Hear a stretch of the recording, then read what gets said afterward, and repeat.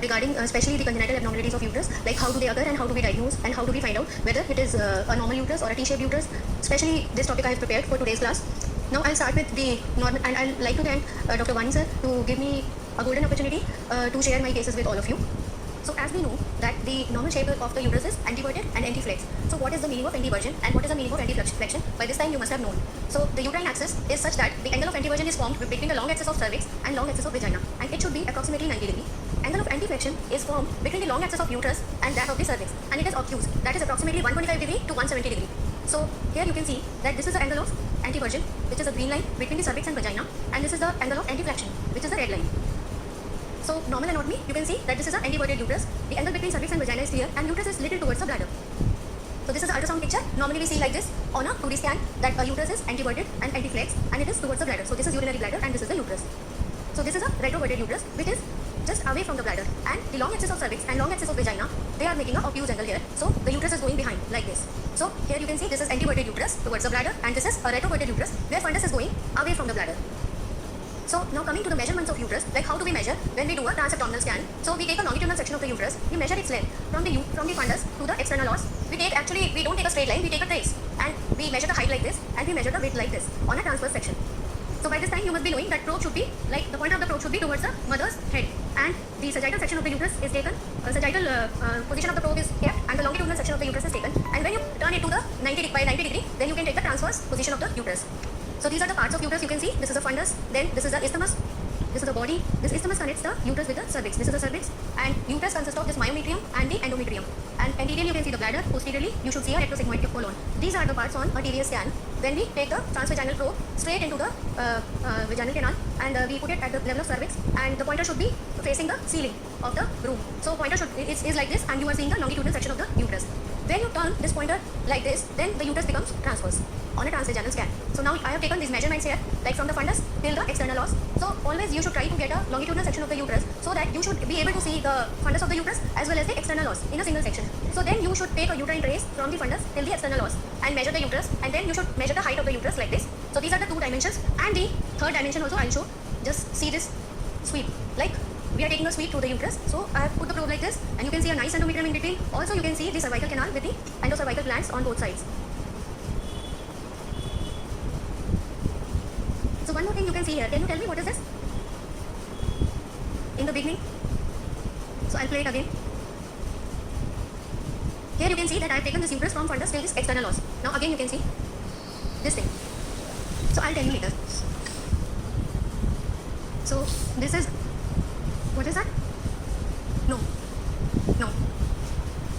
That was an apotheosis. Yes. So that was seen anteriorly in the cervical canal at the level of internal os. Yes. So see, I have measured it from here to here. This is longitudinal measurement, and this is the height. And now I have turned the probe like this, so it has become transverse. So you can measure from right to left, width of the uterus. So this is the width. This is how we take normally in our practice. So now coming to the endometrium. So we know that endometrium is the triple layer structure, and this is situated just in the middle of the uterus and surrounded by the myometrium, which are smooth muscle fibers. So this endometrium, it changes in appearance as well as in thickness throughout the menstrual cycle. In the menstrual and early proliferative phase, that is day 5 to 6, it is bright, echogenic bright strip, and minimal fluid can be appreciated during the menstrual phase, and in late phase it becomes fluffy. As we know, it has 3 layers like basalis, then spongiosa, that is the middle layer, that is hypoechoic, and it should be hypoechoic than the myometrium. That is a good endometrium if you are seeing, and that is also called as a functional layer, because you can see it moving. In some scans you can see it moving. So this proliferative phase, you see a functional endometrium and multi-layered endometrium. So here you can see that this is day 5 endometrium, this is very echogenic stripe, and this is around day 6 to day 7 to day 8. So it has started like increasing here, and at day 11 you can see a 3-layer endometrium here, you can see, and you have to measure this endometrium from the basalis, one basalis to another basalis. So this is the interface of these two basalis layers, and this outer this is hypoechoic region, which is also known as junctional zone, it should not be included in the measurement of endometrium. So two things while measuring the endometrium, we have to be careful that we should not measure the junctional zone, which is outside the endometrium, like here, this zone, and also if there is fluid inside the endometrial cavity, we should not measure that fluid also. Then this is a secretory endometrium. Now coming to the secretory phase, in secretory phase it becomes thick and echogenic, and it is up to, like it can go up to 16 millimeters. It becomes uniformly echogenic as the functional layer becomes ED meters and isoechoic to the basal layer. There is through transmission and posterior acoustic enhancement in a good endometrium in secretory phase. That is the key point. Like in secretory phase, it will give a posterior acoustic enhancement. That much hyperechoic it will be. So this measurement I have told you that in this measurement, actually endocervical canal must be present. You should not measure the endometrium in transverse section in which only endometrium is seen. You should take a full longitudinal sweep and then only you should measure the endometrium. So in pre-menopause observation, as I told you, during menstruation 2 to 4 mm, then early proliferative phase 5 to 7, late proliferative phase it is 11 mm, and secretory phase 7 to 16 mm. In post-menopausal patients, endometrial thickness is typically less than 5 millimeters and it should be smooth and homogeneous. So coming to the junctional zone, so as I told you, this hypoechoic area in the secretory phase, you can see it nicely actually. This hypoechoic area, which is also known as endomyometrial junction. This is a very important zone and it should be hypoechoic like this. This is a coronal view of the uterus, which is the third dimension of the uterus. And this junctional zone is actually the innermost layer of myometrium, and it is composed of the smooth muscle fibers which are parallel to the endometrium, and it increases in thickness with age to reach its peak at 41 to 50 years.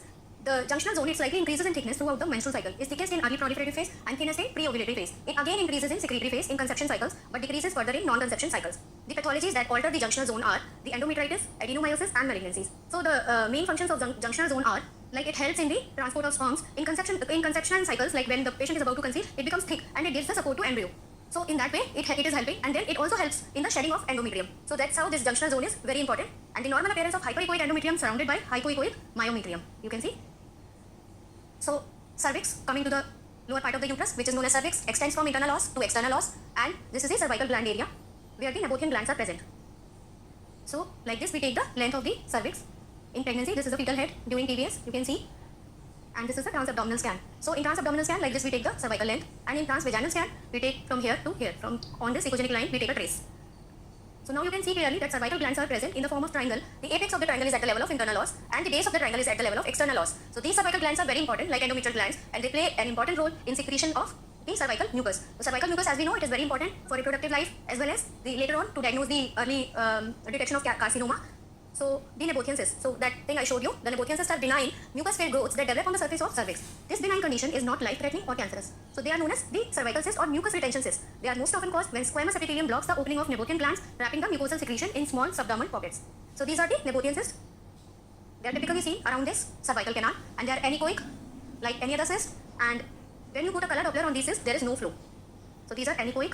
They are causing the posterior acoustic enhancement, shadow. So these are avascular, and they can measure from few millimeter to 4 centimeters. They have smooth texture, white or yellow in appearance. They cause dyspareunia, pelvic pain, dragging sensation, irregular bleeding, and vaginal discharge. They can also cause pale yellow to amber mucus secretions due to infection. So coming to the cervical polyps are benign tumors which can cause spotting at any time in menstrual cycle. They may be single or multiple. An image is showing the multiple polyps here at the external os. So this is a cervical polyp, like endometrial polyp, only they are hyperechoic in nature, but they can be easily missed. Like you can see here, this is a cervical polyp, and you can measure like this, and when you put color, then it will show the color flow also. So they can be missed easily because we can think that they are the cervical mucus secretions. So we have to put color always to detect a polyp. Whenever you are seeing something inside the endometrial cavity or the cervical canal, then you should always put color on that to identify. In cases of retained products of conception also, you can get misguided that whether it is a polyp or it is a retained product of conception. The patient comes to you with bleeding. So how will you find out that it is retained product of conception or a polyp? Can you tell me? What? Yeah, exactly. Number one. Then second, feeding vessel will be there. A single feeding vessel will be there for the polyp. Then second, like position is in cervical canal. Exactly. So you have to push little fluid or a saline in the cervical canal to delineate that polyp. So that will give a good idea. Then of course history of the patient. That patient was like her LMP was there and period was missed and then she had the bleeding. So you can always distinguish it from the retained products of conception. So this is the endometrial polyp. You can see nicely. And when we put color on this polyp, you can see a single feeding vessel is seen here. So it is feeding a polyp here. So when you do a 3D ultrasound for the same patient, then you can nicely see a polyp in the middle of the endometrial cavity.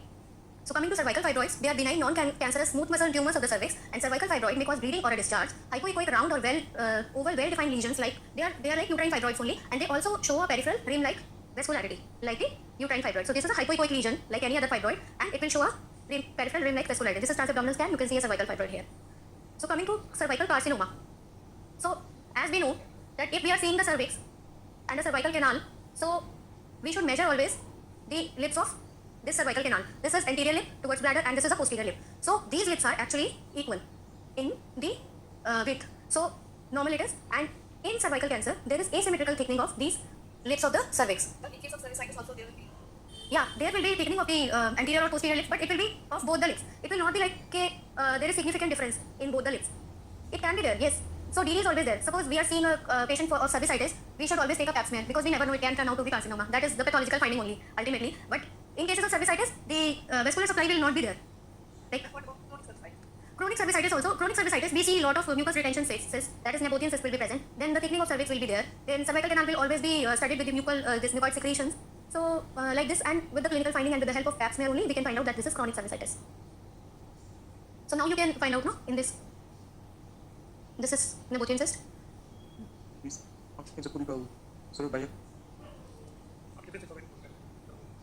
Nabothian cyst. Yes. So cervical polyp will be hypoechoic. It will be white, and the cervical fibroid will be hypoechoic. That is the main difference.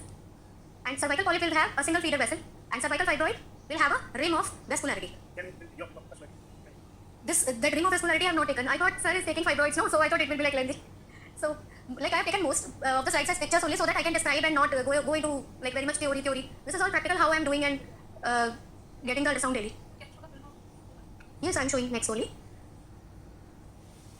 So this is like cervical cancer. Asymmetrical thickening of the cervical lips is the earliest sign of cervical cancer. Cervical malignant mass shows heterogeneous echogenicity, irregular margins, and increased vascular density. 3D power Doppler shows typical vascular pattern with microaneurysms and AV fistulae. 3D ultrasound has the advantage of seeing the relationship of the mass with the surrounding tissue. So 3D ultrasound will help like whether this mass is there only in the cervix only, or it is extending into the bladder anteriorly or the rectum posteriorly. So this you can see on power Doppler. You can see the vascularity on the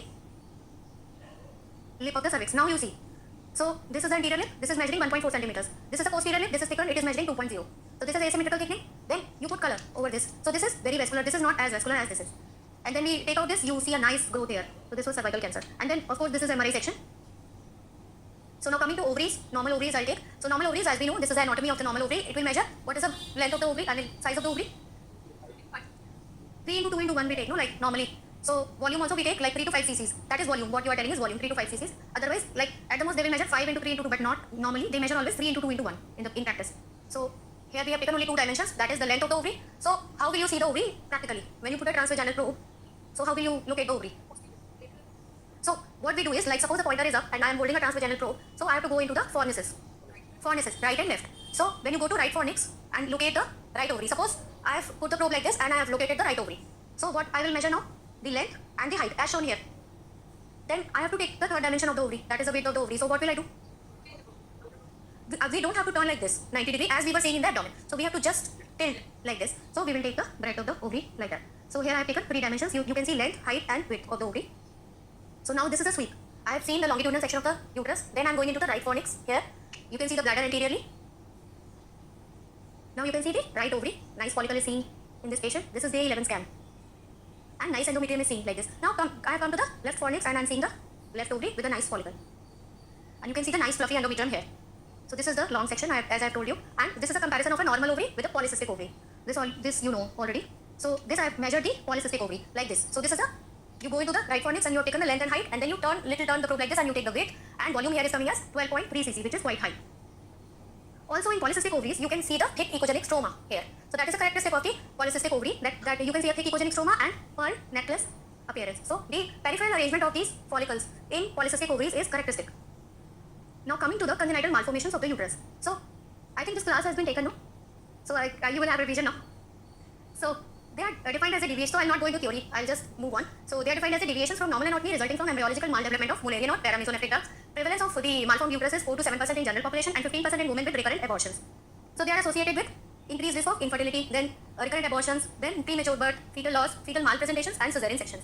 So they can be diagnosed on 2D ultrasound, HSG, MRI scan, and during hysteroscopy or laparoscopy. And it has been generally accepted that 3D ultrasound of the uterus that we do to take a coronal section of the uterus is the optimal method to diagnose the uterine anomalies. And it is considered as gold standard diagnostic tool for uterine anomalies due to its high degree of diagnostic accuracy, less invasive nature, and being comparatively less expensive. So MRI, when do we do MRI? Suppose we see on 3D ultrasound, we see a biconjugate uterus. We think it is a biconjugate uterus, but it can be uterus didelphys also.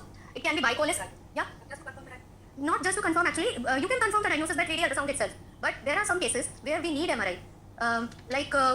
Suppose there is a biconjugate uterus with bicolous, like 2 vagina are there. So we cannot find out by 3D ultrasound whether it is a didelphys uterus or a biconjugate uterus. That time we have to, because we have to take into and then sometimes in T-shaped uterus, dysmorphic uterus also we have to do an MRI. So laparoscopy and hysteroscopy, they should be done. They are reserved for those anomalies in which we want to do a surgical procedure. Suppose we are thinking that it is a septate uterus. So what will we do? It is confirmed on 3D that it is a septate uterus. So we will do a hysteroscopic septal resection for a septate uterus. And if it is a biconvex uterus, then abdominal procedure has to be metroplasty has to be done. So I think before doing these surgical procedures, we should be 100% sure that we are operating the patient so she has this defect. So the non-invasive evaluation of Mullerian anomaly is always done by 3D ultrasound, and imaging of renal anomalies is recommended if a uterine anomaly is diagnosed. Always you have to look for the kidneys, bilateral kidneys. So embryology of uterus, I think you must have read. This is like, you must be knowing better than me. Pronephros and mesonephros and metanephros. Metanephros will give rise to kidney. So metanephros will be making kidney, and this nephrogenic bud, the lateral most part of the nephrogenic bud, which is lateral to the gonad, which can be ovary or testis. So here this is clear. This is the ventral development of embryo, and this is the dorsal part of embryo. Here you can see a nephrogenic bud. Medial to nephrogenic bud is the gonad, and this is the lateral portion of the nephrogenic bud. It is giving rise to the paramesonephric ducts laterally. So these are the lateral most part of the nephrogenic ducts. So they come from lateral to medial, like this. So these red structures, they are the paramesonephric ducts. They come from lateral to medial and unite in the center and go down and sit on the uterovaginal canal, or what is known as the urogenital sinus. So paramesonephric ducts will give rise to, yes, uterus, fallopian tubes. So fallopian tubes are formed from the lateral most part of the paramesonephric ducts, which are coming like this. So these are the fallopian tubes, and they come and unite and they form a uterus in the center with cervix and upper 2/3 of vagina. So these are sitting on the urogenital sinus. So from this urogenital sinus, we are getting the sinovaginal bulbs, and from these sinovaginal bulbs is developing the lower part of the vagina. So I think it is clear to all of you. So uterus develops from the middle part of the Mullerian ducts after their fusion and canalization. So there are defects at different levels, which I will tell you. So these are uterine tubes, they are fusing here, this is sitting on the urogenital sinus here, and the lumen of the uterus is developing here, and finally the uterus, cervix and upper 2/3 of vagina has developed from this two paramesonephric ducts, which were coming like this. So abnormalities can occur at various stages of embryological development. That is, if suppose only one paramesonephric duct is formed, so what will happen? It will give rise to only one side of the, so only one paramesonephric duct is coming, and it is developing into the uterus, cervix and the lower vagina. So that is called the uniconvex uterus. Now what can happen? Because these two ducts are fusing like this, suppose they do not fuse, so what will they form? This will form a separate uterus, cervix and vagina, and this will also form the same thing. So it will be uterus didelphys, like failure of complete fusion. So complete failure of fusion, sorry. So biconvex uterus, there will be like these two ducts are coming, but they are not getting united in the beginning, and then they unite. So the upper part will remain ununited, and it will give rise to the serosal fundal indentation, or you can say a serosal fundal dip in this case, biconvex. That I'll explain later. So this is a biconvex uterus, which is incomplete failure of Mullerian duct fusion. Like this we should remember. Then when they unite, this septum between the two ducts, it gets resorbed. Like it will disappear in some time. But if it does not disappear fully and remains like this only, the medial part of the paramesonephric ducts, then it will form a septate uterus. It will be a thick septum. Then you have to look later on for the vascularity of the septum, etc. And if it extends up till cervix, it is complete septate uterus, and it is the septum is just above the cervix. It is called the partial septate uterus. So now there are three stages. One is formation, second is fusion, and third is resorption. So complete formation is there, means complete normal uterus is forming. Now this is coming to the incomplete. So sometimes what is there is pronephrosis not developing. So there is no paramesonephric ducts. Because from pronephros only nephrogenic bud will start. So there is no uterus. That is also called as MRKH syndrome. So what are the features of MRKH? Mayer-Rokitansky Kushner-Hozek syndrome. So MRKH means absent uterus will be there, and the secondary sexual characteristics will be present. So only one Mullerian duct is present, is uniconvex uterus. Then uniconvex uterus with a horn can be there, like the second paramesonephric duct. It has failed to develop. So it is remaining here. So it can be a communicating horn or a non-communicating horn. It can have a endometrial cavity. It cannot have a endometrial cavity. So four types are there in this. Then uterus didelphys, as you know that these are developing independently, and this is complete biconvex where the fusion has occurred down, and partial biconvex uterus. Then complete septate uterus, partial septate, and this one is arcuate. So I will go in detail of all this. So because of their clinical significance, it's important to diagnose and classify them for more effective and efficient planning of therapeutic strategy. So we should know that if we are doing a hysteroscopic septal resection, it is not arcuate uterus, it is a septate uterus. So for this thing, these classifications were developed. Also, to improve the reproductive outcome, suppose a patient is there with the uterine septum and you are doing a septoplasty, you are removing the septum, then she should conceive after that. So we should be very sure that how much we have to go and how much we have to resect the septum and how much we should leave. And also to minimize the complications and to prevent the inadequate surgery. So we should know properly which class this uterus belongs to. So first classification was given by American Fertility Society, and it was like hypoplasia or agenesis of uterus, uniconvex uterus second, then third is didelphys, fourth is biconvex, fifth was septate, then arcuate, and then seventh was the DES or drug related or a T-shaped uterus. So these are the congenital malformations of the uterus we see in common practice. Like this is a normal uterus with a triangular nice endometrium, and this is a subseptate uterus, this is septate uterus, this is biconvex uterus, uniconvex uterus, and this is dysmorphic uterus or a T-shaped uterus. So can you tell me what are the characteristics of uniconvex uterus? Only one horn is developed. So what will we see on the ultrasound like? Only one criteria can be plus see the cavity can be really small. Yes, definitely it will be small only, yes. So I'll teach you like the basic of this so that you can easily diagnose next time. So what we are doing is this 3D coronal section is must, that we know. So only on 2D, we can only just suspect that 2 endometrium are, we can see 2 endometriums means there is something wrong. So we have to see this serosal fundus. This is outside, like the contour of the uterus. It is called the serosal fundus, and this one is called the endometrial fundus. Then the third thing is the intercornual line. That is the line which is joining the two ostia of the on the both sides. So this line is important. You must know. Then this angle between the two endometrial cavities. So this is these four things if we know, that is the serosal fundus, endometrial fundus, then this line which is connecting, and fourth is angle. That's all. Then you will aram se you can do. So now coming to the first, I gave the American Fertility Society classification. Now this is the European Society of Human Reproduction and Embryology and European Society of the Gynecological Endoscopy, ESHRE and SJ classification. This also became very popular, and it included the normal uterus as U0 class. Then U1 is dysmorphic, which contains a T-shaped or small uterus, hypoplastic, infantile. Then second class was the septate uterus, partial and complete. Then bicorporeal uterus with partial, complete and bicorporeal septate. And hemiuterus with a rudimentary cavity, communicating and non-communicating horn. Aplastic uterus with rudimentary cavity or without rudimentary cavity. And the advantage of this classification was it included cervix and vagina also. So suppose there is a septate uterus. So septate uterus is complete. So what we will write? U to D. And the complete septate uterus means it is having a complete septate cervix also. So we will write U to B C1. And then if it is a normal vagina, we will write V0. If the vagina has a septum, it has a longitudinal septum, then we will write V1. If it has a transverse septum, we will write V3. So all the parts of the uterus are included. So this is very good class. This is a very good classification which includes the anatomy of the uterus, and it was given a lot of importance, this classification. So this is U2A partial septate, U2A complete, and this is bicorporeal septate. So this classification actually was developed to distinguish between a septate and a bicornuate, or a septate or a cornuate uterus. But there were some shortcomings in this classification also. This septate uterus, how it was classifying, like it was taking internal indentation, like the fundal indentation, which is more than 50% of uterine wall thickness. So what is uterine wall thickness? How do we take it? We take a longitudinal section of the uterus, then we take anterior myometrium, we take a posterior.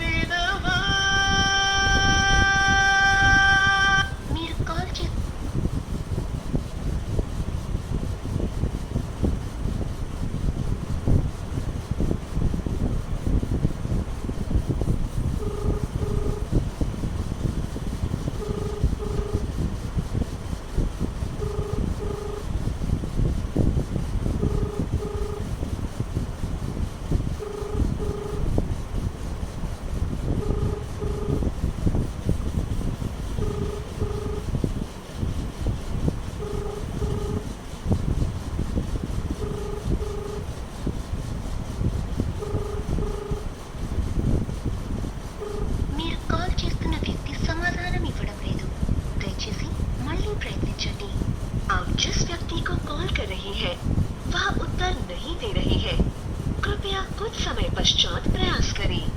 The person you are calling is not answering. Please Please try later.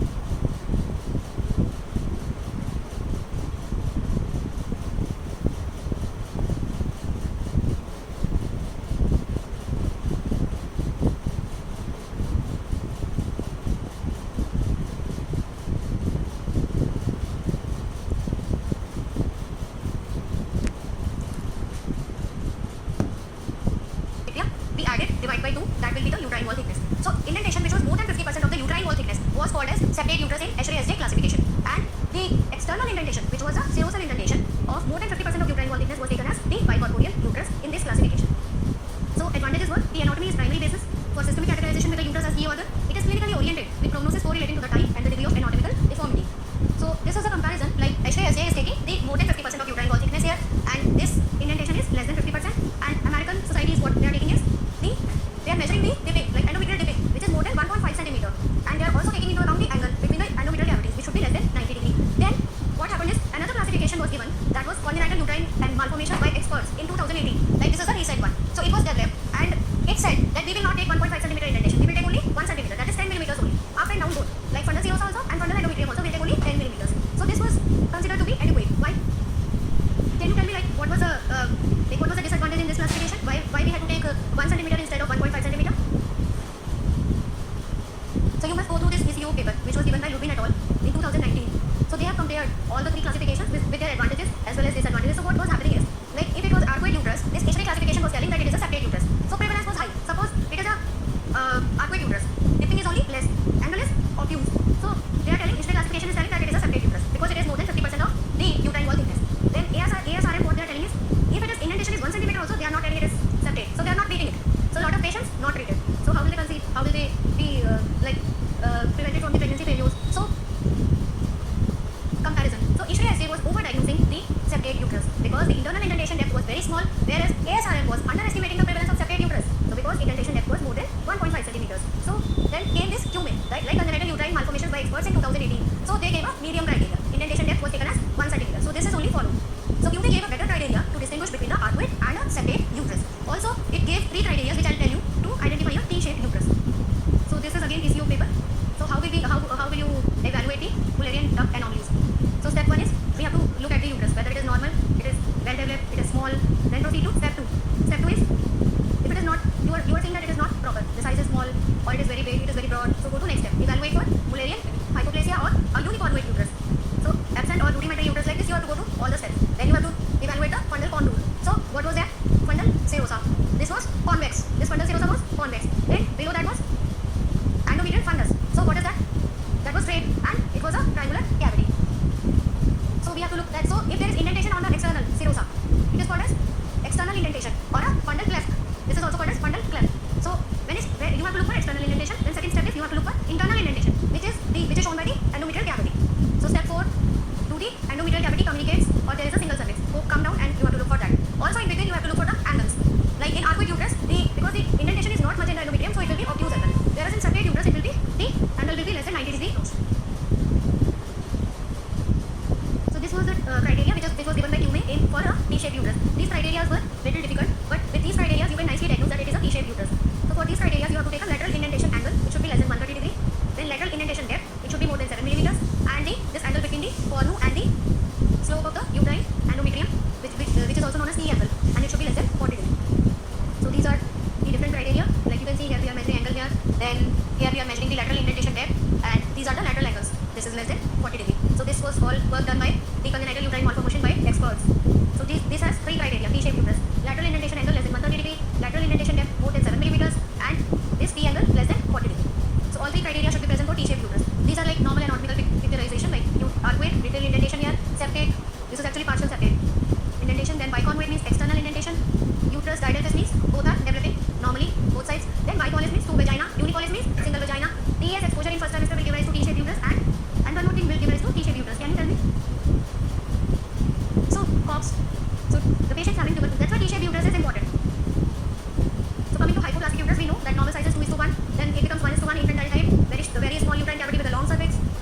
can be demonstrated on 3D ultrasound, often present in infertile population, and suspected etiology is OBS. Because DES is not used nowadays. It was used in earlier days.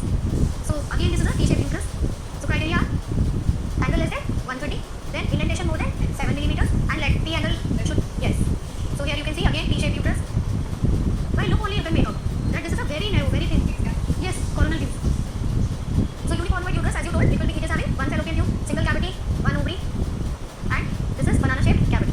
Yes. So one of the paramesonephric ducts fails to develop one uterine tube, and incidence of premature delivery is high, and that's why it is important to study this. Uterus, arcuate uterus is less severe form, and slight indentation is seen. Then uniform uterus means one side of the Mullerian ducts it fails to develop. Banana-shaped cavity, single beak-like projection of the uterine cord is seen. Ipsilateral ovary is seen deep to the uterus, and if you rudimentary horn is present, ovary is seen near the respective horn. So these are the pictures of uniform uterus. You can nicely see.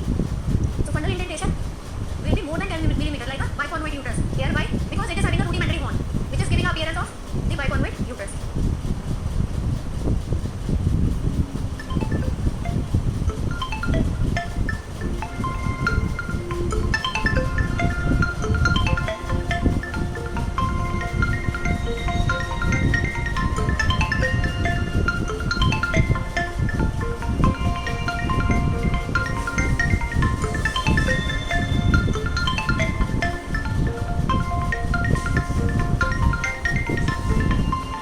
Normal, that is convex. Distance between the line, like interconval line, its middle point and the deepest point between the endometrial cavities is less than 10 millimeter, and the angle between the cavities is more than 90 degrees.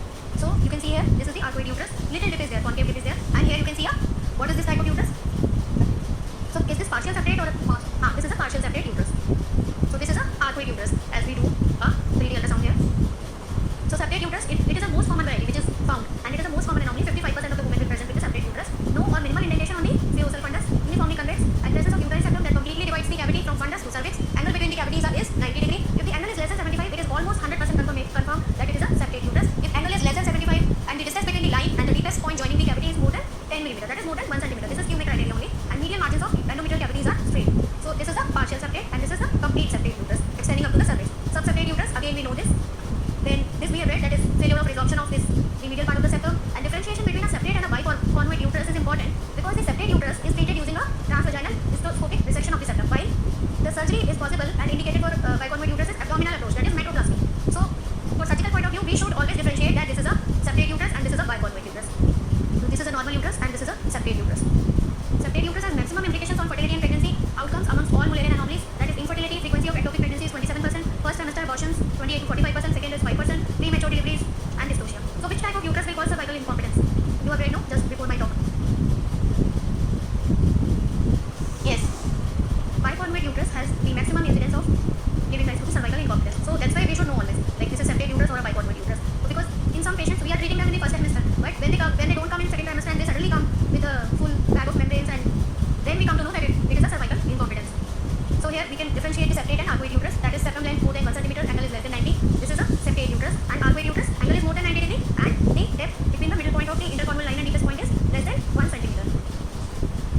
So this is again the comparison between normal, that is or arcuate, separate, and biconvex. So in biconvex, this external contour is not convex. There is indentation of the serosal fundus. So now coming to the comparison with the biconvex uterus. This is the external indentation which is more than 1 centimeter, and this was the internal indentation less than or more than 1 centimeter.